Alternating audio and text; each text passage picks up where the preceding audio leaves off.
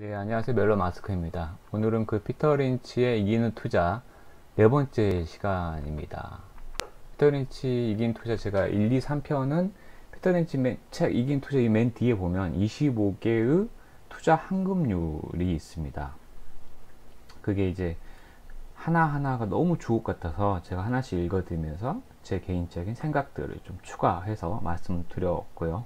오늘은 네 번째 시간은 본격적으로 이제 책에 좀 들어가 보려고 합니다. 책에는 이제 2장부터 읽어 드릴게요. 근데 들어가기 전에 말씀드리고 싶은 건, 사실 갑자기 제가 최근에 영상을 되게 많이 안 올렸어요. 안 올렸었는데, 이유 중에 하나는, 뭐, 사실 주식 투자에 약간 흥미를 잃었다라기보다는 장기 투자, 제가 선물 준 산타님의 그 장기 투자에 되게 공감을 엄청 많이 해서 거의 몇 개를 정했어요. 그분이 추천해 준 것도 있고 제가 분석을 해서 이 기업 괜찮다라고 해서 좀 마냥 기다리고 있는데 요새 강세장이잖아요. 그래서 그거에 싸지면 사야지라고 했는데 너무 올라서 이게 너무 지금 비싼 것 같은데 라는 생각이 있는데, 그래서 좀 약간은 딱히 여러분한테 제 경험을 추가로 드릴 게 별로 없겠다라고 생각해서 영상을 그렇게 많이 안 남긴 것도 있었고, 그러다 오늘 왜 근데 갑자기 남기냐라고 하면은 오늘 우연찮게 제가 체인지 그라운드에서 9월 11일인가 엊그제 올렸던 영상을 오늘 우연찮게 들었었는데, 그 영상의 제목이 딱 1년 전에 알았으면 좋았을 것들? 이런 느낌. 그러니까 조금이라도 더, 한 살이라도 더 어렸을 때 알았으면 좋았을 것들인데, 거기서 이제 졸꾸라고 그러죠. 졸꾸. 그러니까 원래 이제 졸꾸가 졸라 꾸준하게 라는 이제 약간 비속어가 섞여 있다 그래서 졸려도 꾸준하게, 그 다음에 대학교 졸업하고도 꾸준하게, 그러니까 그 얘기를 하더라고요. 근데 이제 그 영상 하시는 분이 꾸준히 자기 하고 싶은 걸 해라 라는 건데, 하고 싶은 일이 많잖아요. 종류가 되게 이 영상 들으신 분들도 하고 싶은 일이 되게 많을 텐데, 저는 이제 저는 이제 유튜브가, 그러니까 아웃풋 중에 하나죠. 근데 하고 싶은 거를 그냥 꾸준히 하긴 하는데, 예를 들어서 내가 너무 그림을 그리고 싶은데, 그러니까 예를 들어서 내가 궁극적인 꿈이 웹툰 작가라 그러면 웹툰을 내야 되잖아요. 근데 내가 계속해서 인체 대생, 기본 골격, 그러니까 난 아직 그림 실력이 별로 안 돼 라고 생각해서 너무, 그러니까 완전 초보면은 기초를 투자하는 게 필요하죠. 근데 어느 정도 그림 실력이 조금은 됐는데 그래도 너무 그림 실력이 탄탄하게 해야 돼. 너무 그냥 완벽주의를 꿈꾸다가 자기가 정말 하고 싶은, 그러니까 맨날 드로잉만 하다가 데생만 하다가 석고 데생만 하다가 정말 하고 싶은 웹툰 작품을 한 번도 못 내게 되는 형국이 있다. 꾸준히 하잖아요, 그 친구가. 그래서 그거를 들으면서 참 맞다라는 생각을 했어요. 그래서 졸려도 꾸준하게 라는 생각이 많이 들었어요. 게다가 이기는 투자 이런 책들은 저는 좋아하는데, 그래서 거기서 또 일단 저는 세계 고전 문학 이런 걸 또 최근에 도전을 하고 있는데 너무 졸려요. 물론 재밌는 것도 있지만 까미오 이방인 같은 경우에는 되게 재밌거든요. 짧고. 그래서 안 보신 분들은 추천드립니다. 되게 재밌습니다. 짧아요, 무엇보다. 그러니까 쉽게 재밌게 읽혀요. 그래서 생각보다 재밌어서 이런 고전이라면 라고 해서 다른 고전들을 도전해 봤는데 너무 힘듭니다. 대다수 고전들은 정말 힘들어요. 근데 거기서 달고 나면은 뭔가 큰 게 있어요. 이게 오랫동안 살아남는 이유가 있구나 라는 생각을, 모르겠어요. 이게 또 제 개인의 편견일 수도 있겠지만 이런 생각들. 그래서 유튜브도 저의 아웃풋 활동 중에 하나라서 제가 유튜브 영상을 오늘 찍어야겠다라는 생각을 했었습니다. 그리고 이제 투자 관련해 가지고는 어떤 생각을 하냐라고 하면, 이제 약간 존니 대표님의 말씀, 제가 존경하는 인물 중에 하나입니다. 존니 대표님 중에 말씀 하나 중에서 차 사지 말고 그걸로 주식 투자해라, 집 사지 말고 그걸로 주식 투자해라, 사교육으로 주식 투자해라, 아이한테 주식을 사줘라 라는 말씀 엄청 많이 하셔가지고 이제 어떤 분들은 되게 지긋지긋 하실 건데, 그래도 제가 그 가치관 중에, 그래서 나는 차가 없고 그 영상에 TV에서 한번 보여줬잖아요. 자전거로 출퇴근하는 모습이 너무 인상적이었어요. 그래서 제가 최근에 아침형 인간을 되게 오랫동안 거의 1년 가까이 해왔는데 최근 한 2주 동안 좀 많이 무너졌어요. 모르겠어요. 좀 약간 1년 가까이 해오니까 최근에 스트레스도 많이 쌓였던 것 같고 이제 누적돼 있었죠. 나는 잘해왔다 생각했는데 그다음에 너무 이렇게까지 타이트하게 할 필요가 있을까라는 생각도 들었고 또 하나 별로 제 삶이 많이 변하지 않았다라는 생각, 뭐 어떤 좌절감 이런 생각들이 많이 들었어요. 그렇잖아요. 여러분 이거 들으신 분들 중에 혹시 아침의 인간이나 이런 데 관심 있으신 분들은 제가 딱 1년 해봤는데요. 정확하게 11개월 했습니다. 11개월 반에서 정확하게 제가 작년 10월 2일부터 시작했기 때문에 정확하게 11개월 반 했죠. 했는데 거의 횟수로 따지면은 한 달 정도를 빼고 거의 지켰어요. 근데 최근에 2주에 많이 무너졌죠. 근데 그래도 꾸준하게 거의 1년을 했잖아요. 그러면 결과가 어떤데? 라고 궁금하시죠? 저는 일반인이잖아요. 일반 사람들이 과연 아침에 인간, 그러니까 대략 5시에 일어나요. 5시, 보통은 5시, 늦게 일어나면 5시고, 4시 반에는 좀 일어날 편입니다. 왜? 나스닥을 해야죠. 4시 반에 일어나서 5시까지 오늘 좀 내렸던 종목들 위주로 좀 매수를 하거나 아니면 좀 올랐으면 매도를 하거나 이런 행위들 많이 하고 있습니다. 그래서 5시가 되면 다시 정각에 그 5am 클럽 변화의 시작 5am 클럽 그 책에 나와 있는 대로 20을 해요. 20 뭐냐면 20분은 운동, 몸을 깨우는 시간, 그 다음에 20분은 명상, 내 영혼을 다시 이제 그 일깨우는 시간이죠. 명상이 잠재우는 시간이 아니고, 그다음 나머지 20분은 자기 개발 활동을 하는 거예요. 그래서 저는 이제 나머지 20분에는 보통은 글쓰기를 많이 합니다. 뭐 유튜브 초창기에 했던 그 시간에 유튜브도 만들었었어요. 그러니까 어찌됐든 어떤 행동이든 자기 개발 활동하라. 그래서 20인데 상당히 괜찮았어요. 그래서 처음에 제가 한 달 동안 시작한 지 한 달 됐을 때는 그러니까 10월 2일 날 시작했으니까 11월 초에는 어떤 생각이 들었을까요? 너무 두근두근 거리는 거예요. 아, 이런 활동들을 3개월만 계속해서 더 하면은 나는 완벽해지고 정말 흔히 말하는 돈이 나한테 달라붙겠구나 라는 생각이 진짜 했습니다. 약간 설레고 그랬어요. 근데 3개월이 딱 지나서 또 슬럼프가 왔어요. 왜요? 네. 내 자금은 똑같은 거예요. 웃기죠? 별로 벌어들인 게 없는 거예요. 뭐지? 이럴 리가 없는데? 라는 생각을 많이 했는데, 그리고 또 1년이 지난, 뭐 어떻게 됐을까요? 네. 크게 변한 거 없습니다. 실망이신가요? 근데 딱 그거 있어요. 제가 2주간 방황을 하면서 예전에 제가 혼자 맥주 먹는 거 되게 많이 했거든요. 그런 거를 좀 자주 했었어요. 그리고 또 5시 일어나지 않으니까 뭐 6시 일어나기도 하고 7시 일어나기도 하고 뭐 주말 같은 경우에 8시까지 자기도 하고 9시까지 자기도 했어요. 딱 그 방탕한 시간을 또 2주 보내고 나서 느낀 게 뭘까요? 다시 돌아가야겠구나 라는 생각을 했어요. 왜일까요? 네, 당연한 거예요. 왜냐면 제가 미처 깨닫지 못했는데 제가 홈맥을 하려고 그러면은 제가 세계 맥주 4개 만원짜리를 되게 즐겨 먹는데 그거에다가 오징어가 또 한 5,000원 해요. 그게 만원이고 5,000원이고 그 다음 과자 부스러기 한 2개 사면 또 5,000원 정도 들어요. 기본적으로 무조건 2만원은 듭니다. 하루에. 근데 제가 정말 맥주를 좋아해서 일주일에 평일에 한 2번? 뭐 사실 주말 같은 경우에는 토일 다 먹을 수 있어요. 금토 먹을 수도 있고. 그러니까 뭐 많이 먹을 땐 3번, 4번, 4번까지도 먹으니까 2만원씩 곱하기 4번 하면 일주일에 술값으로, 맥주값으로만 8만원이 들어요. 그럼 한 달로 따지면 8만원 곱하기 32만, 30만원 정도가 그냥 나의 그냥 입맛을 즐기기 위해서 들어가요. 30만원입니다. 30만원을 만약에 내가 절제된 생활, 아침의 인간으로 다시 복귀한다면 그 30만원 안 쓸 거 아닙니까? 안 쓰면 어디로 할 수 있을까요? 전희 대표 말대로 월급의 10%가 아니고 내가 좋은 생활을 해서 아꼈던 그 돈을 주식 사면 돼요. 삼성전자 주식 사면 되겠죠. 흔히 우량주. 그래도 떨어지더라도 언젠가는 계속 오를 거니까 계속 우상향하는 주식은 확실하니까 그런 것들을 오랫동안 가지고 있는 게 더 이득이겠죠. 이건 투자하고 연결돼서 말씀드리는 겁니다. 그리고 하나 더 말씀드리면 그래?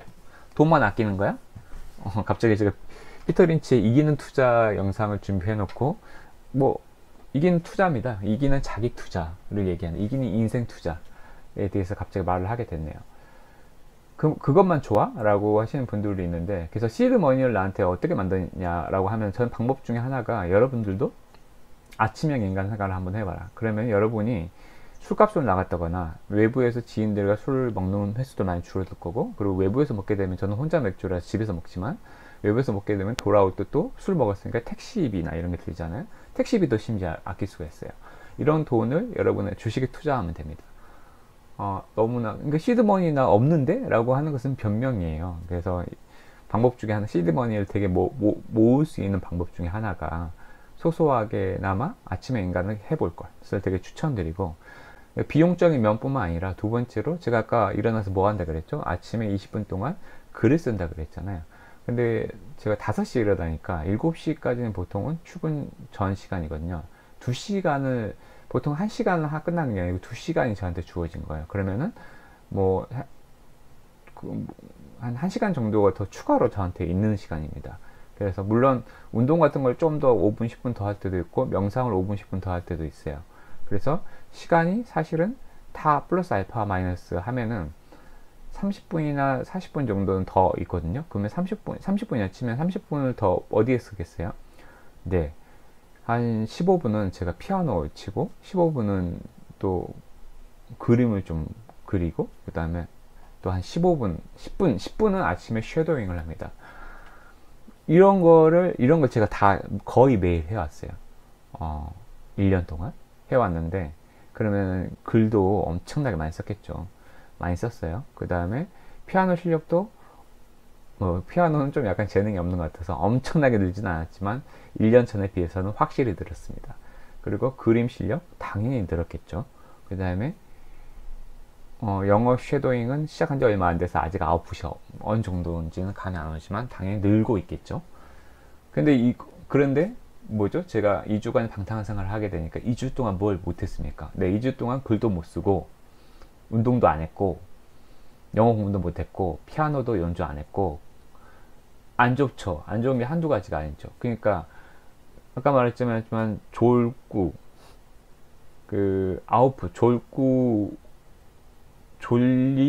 졸려도 꾸준하게 아웃풋을 내라. 아웃풋을 계속 제가 하고 있었는데 그런 거를 못 하게 됐어요. 그래서 이 모든 걸 봐도 아침의 인간은 계속 하는 게 내 인생에, 앞으로 나의 미래에 도움이 되겠다는 생각이 많이 들었어요. 그래서 이 영상 듣고 계신 여러분들도 정말 아침의 인간을 정말 추천드립니다. 그리고 하나 더 말씀드리면, 투자 관련된 거에서 어떤 생각을 했냐면, 조니 대표님 말씀하시는 것은 제 생각에는, 인생이 참 잘 살기 위해서는, 저 짧은 소견이지만 그래도 아침의 인간을 1년 해보면서 느꼈던 건데, 인생에서 마이너스 활동과 플러스 활동을 병행해야 된다고 생각합니다. 여기서 마이너스 활동이라고 그러면 되게 약간 부정적인 마이너스라니까, 부정적인, 특히 투자하신 분들은 부정적이죠. 부정적인 뉘앙스가 있는데 그 의미가 아니고, 마이너스 활동은 덜어내는 활동, 덜 하는 활동이고, 그러니까 덜해야 하는 활동이고, 플러스 활동은 더 하는 활동, 더 해야 하는 활동이라고 제가 정의를 했습니다. 그래서 제가 좀 알아듣기 플러스 활동과 마이너스 활동이라고 부르겠습니다. 마이너스 활동이 조니 대표님이 말씀하셨던 게, 스타벅스 커피 사 먹을 돈으로 스타벅스 주식을 사라, 이런 얘기예요. 마이너스 활동이라는 것은 내가 쓸데없이 지출하고 있는 거. 저 같은 경우에는 아까 말씀드렸지만 맥주를 사는 그런 비용들이라든지, 아니면 산에 갔다 와가지고 목이 너무 타니까 콜라를 먹는 행위라든지, 그건 사실은 제가 차가운 물, 생수를 먹어봤는데 훨씬 시원합니다. 그러니까 그거 갈증이, 탄산음료를 꼭 먹고 싶다라는 건 아니에요. 그러면은 코카콜라가 1,400원 하나요, 편의점에서. 그러면 그 돈을 그냥 집에 있는 생수, 정수기에서 물을 내려 먹으면 1,400원을 절약할 수가 있어요. 제가 매일 운동을 하거든요. 아침에 운동을 하면서 매일 땀을 흘리잖아요. 매일 코카콜라에 먹는 습관을 들였다 그러면 1,400원이 맨날 들어가요. 근데 그거를 마이너스 활동으로 덜 하게 되면 어떻게 되죠? 네, 그만큼 절약할 수가 있습니다. 나머지도 뭐 마찬가지예요. 아까 제가 얘기를 드렸던 것은 마이너스 활동이고, 플러스 활동은, 그러니까 플러스 활동은 뭐냐? 그럼 여러분의 인생에 아까 말씀 졸고, 아웃풋을 내라. 이게 플러스 활동이에요. 여러분이 나중에 웹툰 작가가 되고 싶다 그러면은 웹툰 컷 하나라도 그려서 여러분의 블로그라든지 아니면 유튜브라든지 인스타라든지 그런 데 올려놓으라는 거죠. 저도 지금 사건 만화 하나 그리고 싶은 생각이 있는데 계속해서 저도 밑그림 얘를 괜히 든 게 아니에요. 제가 그렇게 하고 있기 때문에 그래요. 엄청 뛰어난 실력은 아니지만 어렸을 때는 꽤나 그림 잘 그린다는 얘기를 많이 들었어요. 근데 어렸을 때 이후에 그림을 한 번도 안 그렸기 때문에 손 놓은 지가 오래됐기 때문에 그림 실력이 퇴보했고 어린 실력의 실력 정도 회복해도 꽤 뭐 되게 잘 그리는 편인데 그래도 못 그리진 않아요. 뭐 약간 그러니까 어렸을 때 그렸던 그 실력 정도는 어설프게 그릴 수 있어요. 그러면 저는 아웃풋을 낼 수가 있어요. 4컷 만화를 그릴 수가 있습니다. 그거를 포토샵으로 아니면 일러스트레이터로 만들어서 여러분한테 영상으로 일반 사람들한테 알릴 수가 있어요. 제 블로그에 올릴 수가 있습니다. 이런 플러스 활동을 한번 해봐야겠구나 라는 생각이 들었어요. 그래서 제가 여러분의 인생에서 그 플러스 활동과 마이너스 활동을 꼭 병행하셨으면 좋겠다라는 생각이 들었고 이게 제가 이제 근데 이거를 다 포함할 수 있는 활동이 뭐냐면 아침에 인간이 되면 됩니다. 왜냐면 제가 정말 자기계발서적 정말 많이 읽었었거든요. 어렸을 때부터 너무 좋아했어요. 그래서 이 책을 보면은 메모하라. 메모도 해보고 일기를 써라. 매일 종이에 적어라. 그럼 성공한다. 나는 뛰어난 유튜브 크리에이터가 될 거야. 나는 소설가가 될 거야. 썼는데 안 됩니다. 왜 안 될까요? 꿈만 꾸기 때문입니다. 행동을 안 해요. 가장 인생에서 힘이 센 것은 액트, 행동이거든요. 보통 이제 약간은 뭐 초월주의 사상, 약간 신비주의 사상일 수도 있는데 신과 나눈 대화라는 책을 제가 대학교 초에 읽었었는데 그 책에서 이제 인생에서 창조하는 방법에 대해서 좀 나와요. 뭐냐? 생각과 말과 행동 이 세 개가 인생을 창조하는 활동이다라고 얘기해요. 생각만 그러니까 이 셋 중에 가장 센 것은 행동이다 라고 얘기해요. 행동이 직접적인 움직임을 한 거니까 생각과 말보다 더 세죠. 행동으로 보여주면은 인생에서 창조를 바로 해버릴 수 있잖아요. 근데 생각도 정말 오래 하게 되면은 그러니까 없던 공포도 만들어낼 수가 있잖아요. 생각을 계속하게 되면은 생각도 나는 소설가다라고 하면은 언젠가는 나의 말을 움직여서 언젠가 나의 행동으로 소설을 쓰고 있을 수도 있다라는 게 그 책의 논리입니다. 근데 너무 느리다. 힘이 약해요. 말 또한 마찬가지입니다. 나는 그 말이나 글로 맨날 나의 성공 연습장에 맨날 쓴다. 나는 소설가다. 나는 뛰어난 소설가가 될 거야. 라고 쓴다 그러면 언젠가 그 행동을 할 확률은 높지만 아직 행동을 하지 않았잖아요. 그래서 결론적으로는 내가 꿈꾸는 거, 내가 생각하는 거, 내가 말로 하고 싶다는 거 해봤자 실은 행동하지 않으면은 아무것도 바뀌는 게 없습니다. 정말 이건 냉정하게. 그래서 자기계발서를 읽고 보통은 생각을 해요. 어떤 생각하냐? 내일 나도 이렇게 아침 빨리 일어나봐야지. 명상해봐야지. 좋은 음악을 한번 들어봐야지. 그래야 영감이 떠오른다네. 이런 거 제가 정말 많이 해봤거든요. 메모도 가끔 하다가 말아요. 그리고 아침에 명상도 한두 번 하다가 말아요. 왜 하다가 말까요? 좋은지는 알겠는데 내 삶의 습관으로 만들기는 참 어려워요. 그래서 아침에 인간이 좋은 거예요. 아침에 인간의 아침에 인간형 중에서도 저는 가장 좋다고 생각하는 게 미라클 모닝 엘 할몬드 맞나? 그 사람이 쓴 미라클 모닝에서 6가지 법칙이 있거든요. 그 법칙도 너무 복잡해. 6가지를 다 수행하기 어려워. 기억도 잘 안 나요. 제가 생각이 안 나잖아요. 근데 20, 20, 20은 3가지예요. 심플해서 좋아요. 그 다음에 운동해서 건강해지죠. 명상해서 창조적인 생각이나 마음의 안정이 생기죠. 그 다음에 20분의 자기계발 활동 때 지금 제가 말씀드린 여러분이 하고 싶은 그 하고 싶은 걸 하시면 돼요. 여러분이 하고 싶은 걸 하시면은 됩니다. 그래서 그때 그래서 무슨 말씀인지 아시겠죠? 그래서 이걸 습관으로 여러분의 인생에 매일 아침에 일어나자마자 1시간의 패턴으로 만들어 놔야지 행동으로 할 확률이 높습니다. 그러면 행동으로 아침에 제가 20분 동안 소설을 쓰는 시간 할당해놨기 때문에 소설이라는 걸 쓰잖아요. 여러분 생각만 하고 나 소설가 되고 싶어. 근데 행동하라 라는, 자기 발서에서 행동하라는 책을 봐서 집에 와가지고 한 번 소설을 썼어요. 역시 행동하니까 좋아. 다음날 또 할까요? 안 됩니다. 왜 안 될까요? 여러분의 삶의 루틴, 패턴으로 자리 잡지 않았기 때문에 안 됩니다. 그래서 아침 1시간이라는 책은 정말 전 정말 그런 자기발서는 무조건 읽으세요. 무조건 읽으시고 아침 1시간을 여러분을 위해서 쓰십시오. 이게 여러분의 성공적인 인생을 사는 비결입니다. 굳이 투자는 병행하는 거예요. 투자는 병행하는 거고, 그러면서 빨리 돈을 벌 수 있는 방법이 투자긴 하죠. 솔직히 주식 투자이긴 하죠. 그래서 우리가 이런 걸 계속 공부하는 거고, 오늘 제가 초반부에 너무 지나가는 말을 많이 했는데 왜 많이 했을까요? 네, 그만큼 엄청난 중요하기 때문에 제가 이렇게 왈가불가를 되게 많이 했네요. 바로 책으로 읽어드립니다. 그래도 좀 한두 분은 좀 인사이트를 받았으면 좋겠습니다. 오늘 책은 2장 기회를 놓치지 않는 법, 주말 걱정 증후군입니다. 바로 읽어드리겠습니다. 주식 투자로 돈을 벌려면 주가 하락에 대한 두려움 때문에 주식시장에서 서둘러 빠져나오지 않아야 한다. 이 점은 아무리 강조해도 지나치지 않을 정도로 중요한 일이다.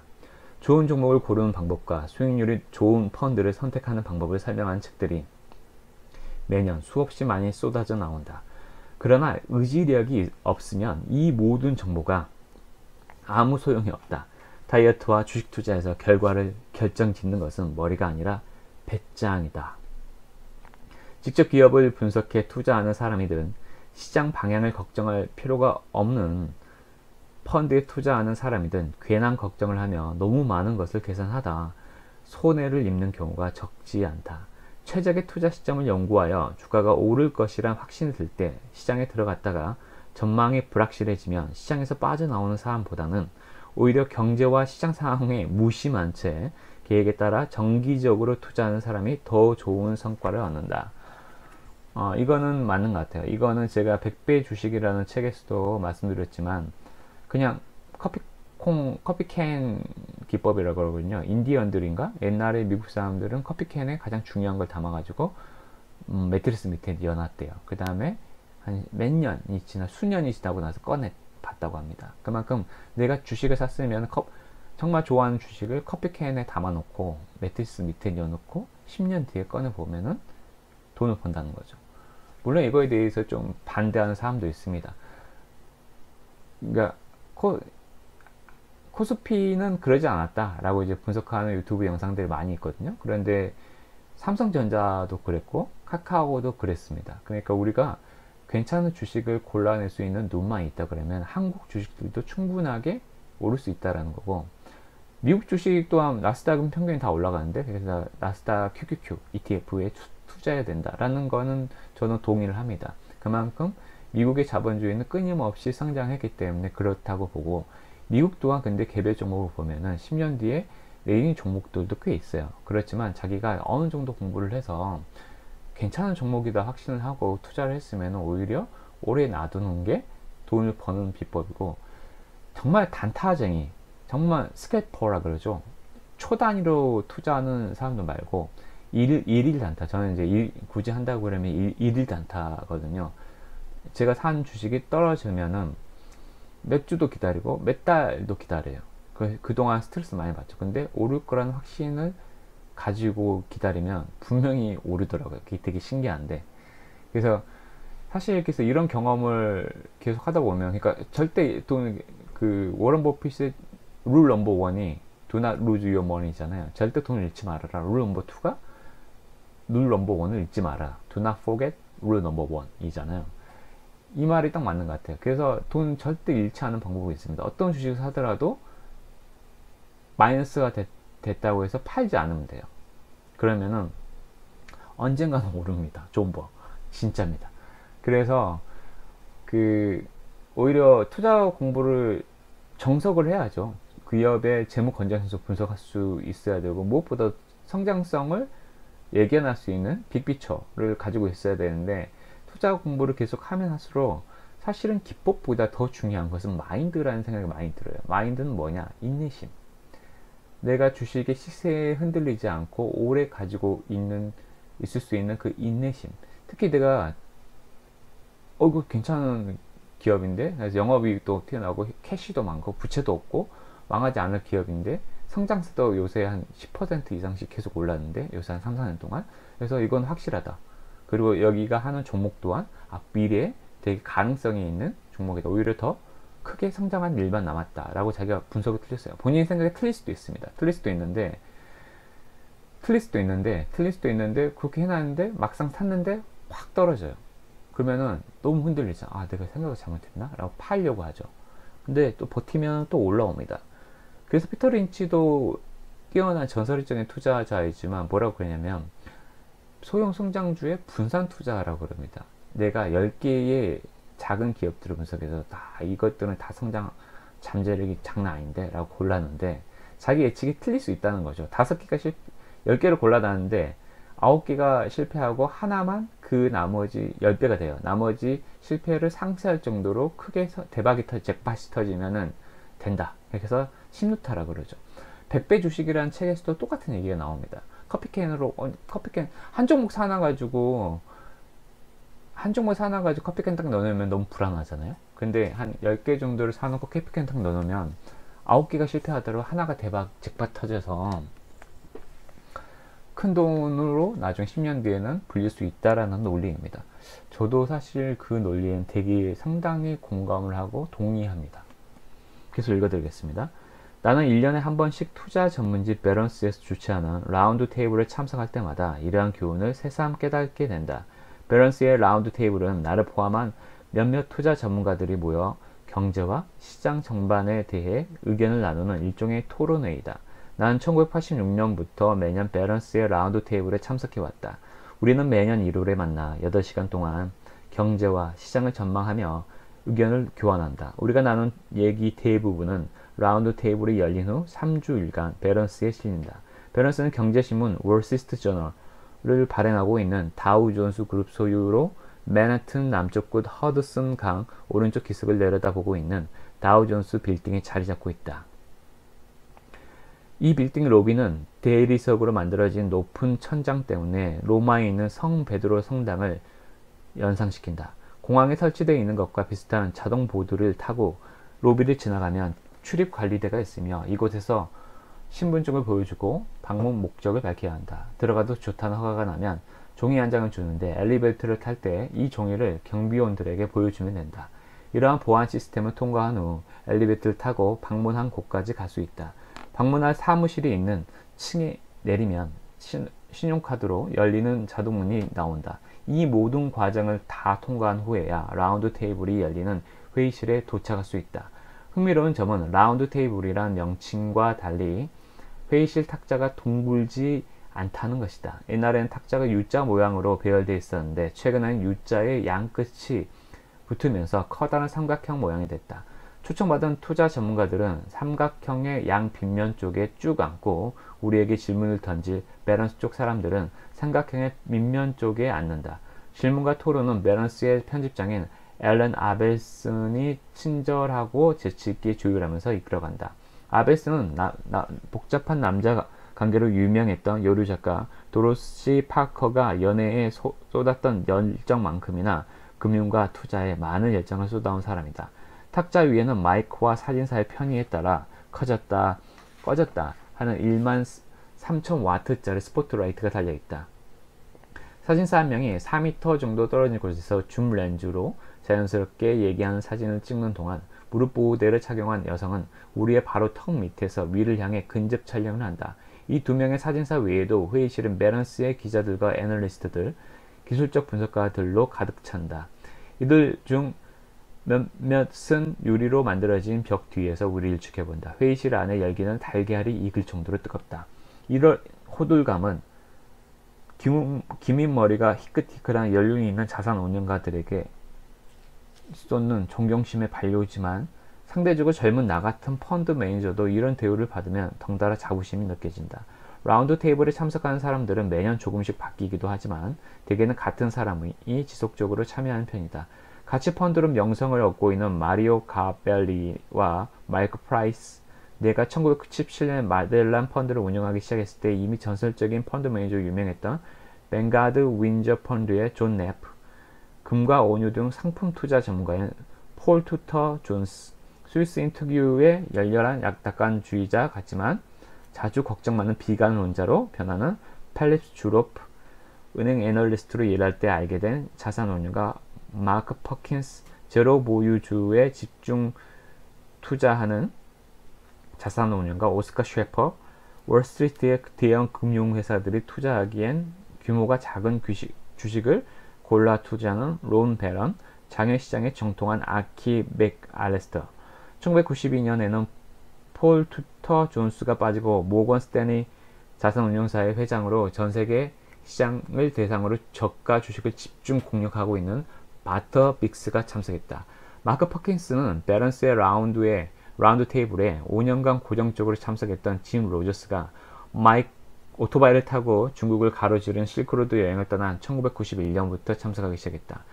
내가 짐 로저스에 대해 들은 마지막 소식은 그가 오토바이를 배에 실어 페루로 붙인 뒤 가장 가까운 증권사로부터 5,000km 좋게 떨어진 안데스 산맥을 여행하고 있다는 것이다.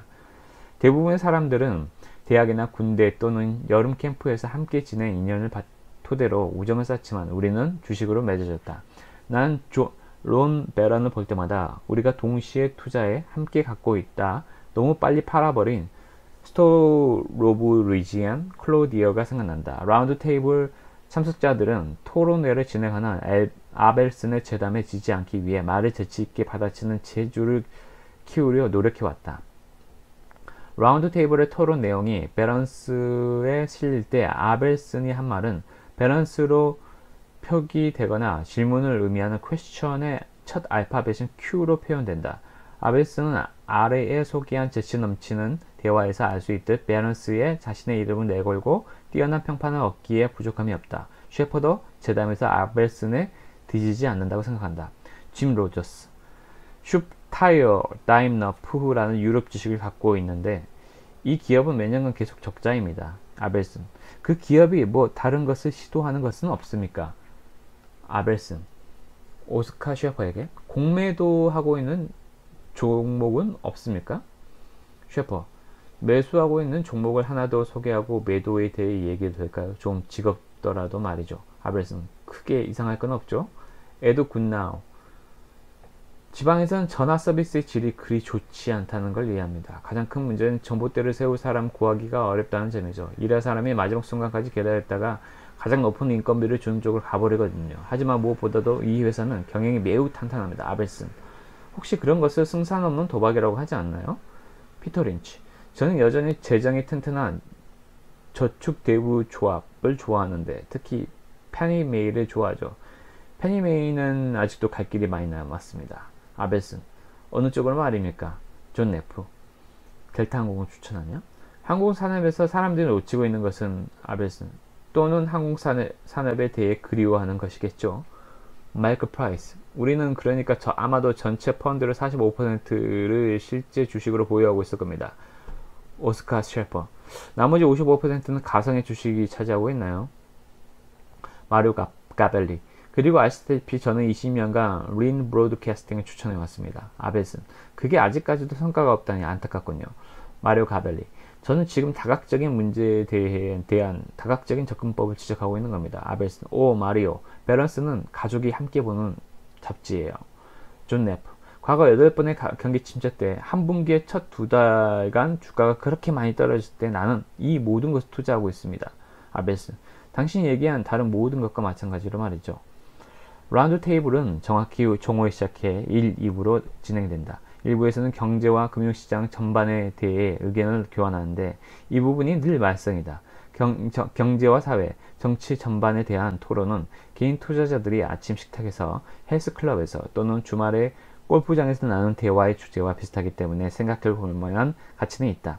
대부분의 사람들은 주말이 되면 모처럼 시간적 여유가 생겨 TV와 신문에 보도되는 암울한 뉴스를 진지하게 받아들인다. 뉴스를 보면 인류의 미래는 암울할 수밖에 없다. 지구온난화, 지구 냉각화, 나쁜 공산주의, 나쁜 소련의 몰락, 경기 침체, 인플레이션, 문맹, 높은 건강보험료, 이슬람 원리주의자, 재정 적자, 두뇌 유출, 부족한 전투, 조직범죄, 비조직범죄, 성추문, 돈추문, 성과 돈이 복합된 추문 등 심지어 스포츠명까지 난 넌저리가 날 지경이다.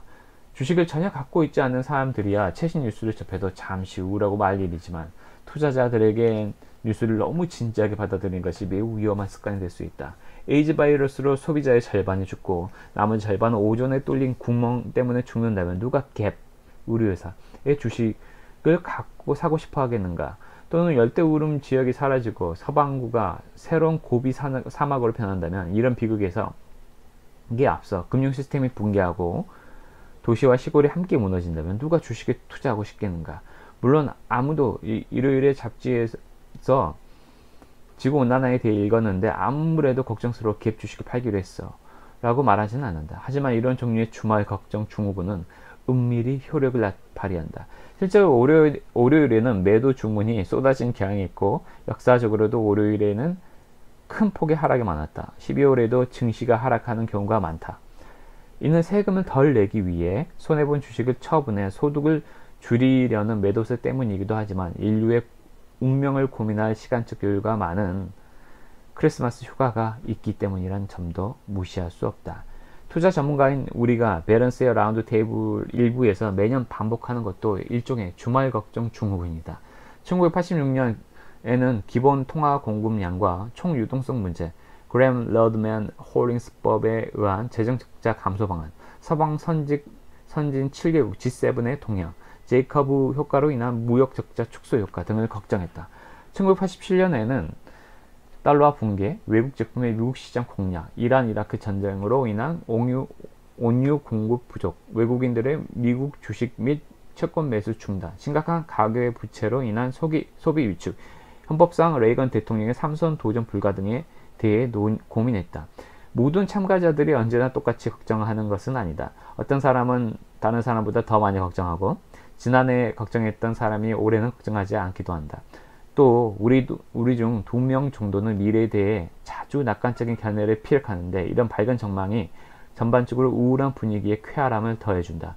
솔직히 고백하자면 우리가 향후 경제와 주식시장에 대해 가장 낙관했던 때는 다우존스 지수가 직전 고점 대비 1000%포인트나 폭락했던 그 유명한 블랙 먼데이가 있었던 1987년 초였다.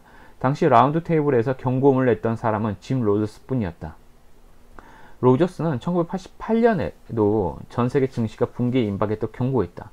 로저스는 주가가 급락할 것을 예상할 때 공매도하는 것으로 유명하다. 그러나 로저스는 주식시장 전반에 대해 이처럼 암울한 전망을 냈음에도 1987년에도 1988년에도 밸런스에 공매도할 종목을 거의 추천하지 않았다. 성공한 투자자는 주말 걱정 증후군이 투자 전략에게까지 영향을 미치지 않도록 조절하는 법이다. 라운드 테이블에 참여한 사람들은 다른 사람들이 맡긴 수십억 달러를 운영하는 영향력 있는 전문가들이다. 그럼에도 우리는 라운드 테이블에서 세계 경제가 어디를 향해 가고 있는지에 대해 단 한 번도 의견 일치를 본 적이 없다. 아울러 블랙 먼데이 2달 후에 열린 1988년 1월 라운드 테이블에서 우리는 비관론이 최고조에 달했다는 점은 기억해 둘 만하다. 당시는 극심한 주가 급락을 막 경험한 직후였다. 따라서 우리는 블랙 먼데이에 이어 또 한 번의 급락이 있을 것이라고 예상했다. 하지만 1988년 증시는 오히려 호황이었다. 여기에서 피터 린치는 네 번째 원칙이 나온다. 백미러로는 미래를 볼 수 없다. 과거의 사건으로 미래를 예단하지 말라. 1988년에 라운드 테이블은 줄 로프가 토론을 시작하면 1981년부터 1987년까지 허니문, 주가 상승기는 끝났다라고 말한 순간 이미 분위기가 결정됐다. 하지만 줄 로프의 이 말은 그날 토론회에서 가장 낙관적인 편에 속했다.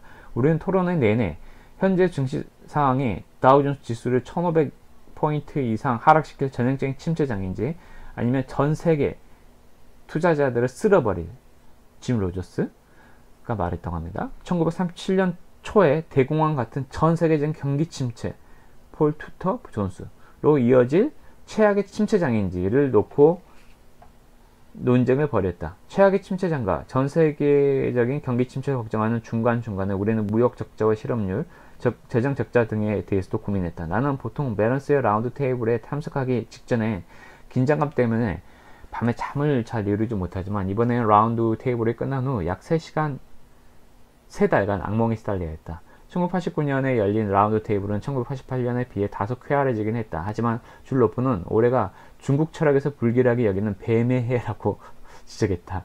1990년 1월 다시 만났을 때는 자주 예측했던 대공황의 징후는 어디에도 없었고 다우존스 지수는 다시 2500을 회복했다. 그러나 우리는 여전히 주식 투자를 어렵게 만드는 새로운 불안 요소들을 발견했다. 부동산 시장 침체를 걱정하는 포함의 걱정거리는 많았다. 우리는 증시가 7년 연속 오른 다음에는 하락하는 경향이 있다는 과거 사실 때문에 불안해했다. 이번엔 증시가 너무 좋아 걱정인 셈이다. 세상 돌아가는 이치에 쉽게 흔들리지 않는 내 친구들도 은행에서 돈을 찾아 집에 숨겨 놓아야겠다는 말까지 했다. 은행이 파산할 수도 있으며 금융 시스템이 붕괴할 수도 있다는 이유 때문이었다. 1999년에 비관론은 주식 얘기만 나오면 지진이나 장례식, 심지어 아무런 희망도 없는 레드삭스의 월드 시리즈 우승으로 화제를 돌릴 정도로 주식을 기피했던 1980년, 82년의 비관론을 압도했다. 1990년에는 주식 투자자를 아예 화제에 올리지 않은 것은 물론이고 증시 하락에 돈을 거는 사람도 많았다. 실제로 나는 택시 운전사로부터 채권에 투자하는 조언을 들었고 이발사들이 주가가 떨어지면 가격이 올라가는 풋옵션에 어떻게 투자했는지 자랑하는 얘기도 들었다. 나는 이발사들이 복잡한 풋옵션에 대해 알고 있을 것이라고 상상도 못했다. 그런데 그들은 자신의 소중한 돈을 이 어려운 돈 내기 도박에 걸고 있었다. 구두 닦기 소년이 주식을 사기 시작하면 주식을 모두 치울 때라는 투자은행가 버나드 바루크의 말이 사실이라면 이발사들이 풋옵션을 샀던 그 해는 확실히 주식 매수의 적기였다. 1990년 가을에 미국 경제를 바라본 시각이 어땠는지 신문 기사 제목을 통해 알아보자. 여기 소개한 제목은 그나마 낙관적인 것이다. 감원 충격. 이번에는 유례 없던 전문직 강타. 월스트리트저널 10월 4일. 당신의 직업은 얼마나 안전한가? 뉴스위크 11월 5일. 간신히 생계만 유지하다. 뉴욕타임즈 11월 25일. 부동산 시장 불황. 뉴스위크 10월 1일. 청년층 높은 임대료를 차일직 못 구해. 비즈니스위크 10월 22일. 주택시장 침체, 리모델링 업계도 타격. 비즈니스위크 10월 22일. 부동산 붕괴, 금융기관 위협할 수도. US 뉴스 11월 22일.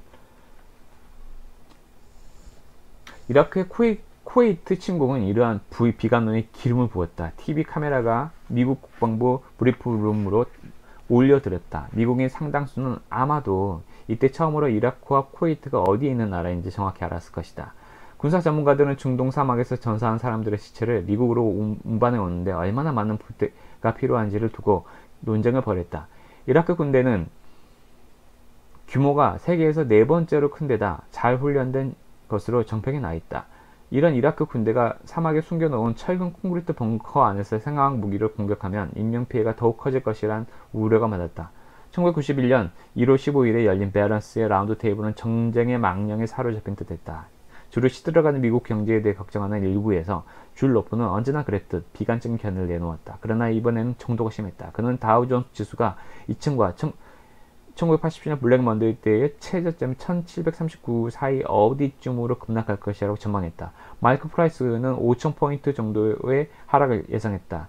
당시 다우존스 지수는 2500포인트 수준이었다. 마크 퍼킨스는 다우존스 지수가 결국 1600에서 1700대까지 떨어지고 내다봤다. 나는 최악의 경우 미국 경제가 심각한 침체에 빠질 수 있으며 전쟁이 일부의 전망처럼 어렵게 전개될 경우 주가가 33% 하락할 수 있다고 예상했다. 밸런스의 라이브 테이블에는 오로지 성공한 투자가 많이 참석할 수 있다. 따라서 여러분은 우리가 이런 비관적인 전망을 내놓으면서도 실제로 투자할 때는 비관론에 빠지지 않고 냉정하게 투자할 수 있도록 투자 기법을 개발하고 훈련해 왔다는 점을 감안해야 한다. 다른 사람들과 마찬가지로 나 역시 이번 전쟁이 길어지면 희생이 커질 수 있다는 사실을 잘 알고 있었다. 그러나 내 안에 존재하는 투자자로서의 본능은 대규모 매도세로 인해 놀랄 만큼 좋은 저가 매수의 기회가 생겼다는 사실을 놓치지 않았다. 나는 마젤란 펀드를 운영할 때처럼 수백만 주의 주식을 거래하지는 않는다. 그러나 내가 가진 돈으로 주식을 샀고 기부 운영을 도와주고 있는 자선재단과 공공재단에도 주식을 사라고 조언했다. 1990년 10월에 월스트리트 저널은 내가 사회이사로 참여하고 있는 J.R. 그레이스와 모리슨 크누션의 지분을 늘렸다고 보도했다. 나는 월스트리트 저널 기자 조셉 제이슨에게 최근 내가 주식을 추가로 매입한 10개 기업 중 2개 뿐이며 주가가 더 떨어지면 주식을 더 살 것이라고 말했다. 나는 또 마젤란 펀드에 돈을 추가로 넣어 펀드 자수를 2,000자 늘렸다고 공식적으로 밝혔다. 언론 보도는 여전히 부정적이었다. 다우존스 지수는 여름부터 초가을까지 600포인트나 급락했다. 택시 운전사들은 채권을 추천했고 펀드 매니저들은 펀드 자산의 12%를 현금으로 보유하고 있었다. 그리고 밸런스의 라운드 테이블 참가자 중 최소한 5명이 심각한 경기 침체를 예상했다. 걸부전은 일부가 예상했던 것만큼 끔찍하지는 않았다. 그리고 주식시장은 30% 급락하기는커녕 오히려 급등했다. S&P 500 지수는 30%, 다우존스 지수는 25%, 소형주 지수는 60% 올랐다. 결과적으로 1991년은 최근 20년 내에 최고의 호황장으로 기록됐다. 유명한 투자 전문가들의 예언을 조금이라도 염두에 뒀다면 이 같은 최고의 기회를 놓치고 말았을 것이다. 아울러 지난 6년간 밸런스 라운드 테이블에 이른바 시들어가는 미국 경제에 대한 우리의 부정적인 견해에 조금이라도 공감을 느낀 사람이라면 미국 역사상 가장 큰 폭의 주가 상승이 진행되는 동안 불길한 전망을 두려워하며 주식시장에서 도망쳐 나왔을 것이다. 반면 비관적인 예언 따위는 가볍게 무시하는 투자자들은 주식 투자로 재산이 3배, 4배씩 늘어나는 행복을 누렸을 것이다. 앞으로 누군가 일본 경제가 파산할 것이라든지 유성이 뉴욕 증권 거래소에 떨어질 것이라는 얘기를 하면 그때야말로 좋은 투자 기회라는 사실을 기억하기 바란다. 1991년 밸런스의 라운드 테이블이 열렸던 주에 밸런스 기사 제목은 시장에 드리워진 불안과 걱정의 두꺼운 장막이었다. 그러나 이 기사가 나간 직후 주식시장은 강한 상승세를 불출하며 다우존스 지수를 사상 최고치로 끌어올렸다. 더 큰 그림을 그려라 라고 또 소주제가 있는데 오늘은 여기까지 읽어드리겠습니다. 좀 약간은 좀 지루했지만 저도 읽고 나서 너무 쓸데없는 말이 많은데 라는 생각을 했지만 읽고 나서 느낀 거는 최근에 짐 로저스의 제가 세계에서 가장 자극적인 나라라는 책을 작년에 읽었었는데 다시 읽었었는데 어떤 내용이 나오냐면 여기서 짐 로저스도 언급이 되지만 전문가들 믿지 말아라 라는 얘기 합니다. 그리고 이게 1980년대 후반의 기사들, 그 암울한 전망들을 제가 아까 뉴스를 읽어드렸잖아요. 마치 지금하고 되게 비슷하지 않나요? 지금 코로나로 인해서 자영업자들이 다 망한다. 오히려 항공사는 이제 망하고 만다라고 하는데, 오히려 제가 항공주를 사라는 얘기는 아닙니다. 근데 전문가들의 얘기가 틀릴 수도 있다. 자기 머리를 생각해라 라는 게 가장 중요하고, 세대를 초월해서 뉴스는 늘 비관적인 소식만 전한다라는 사실은 늘 위기였다.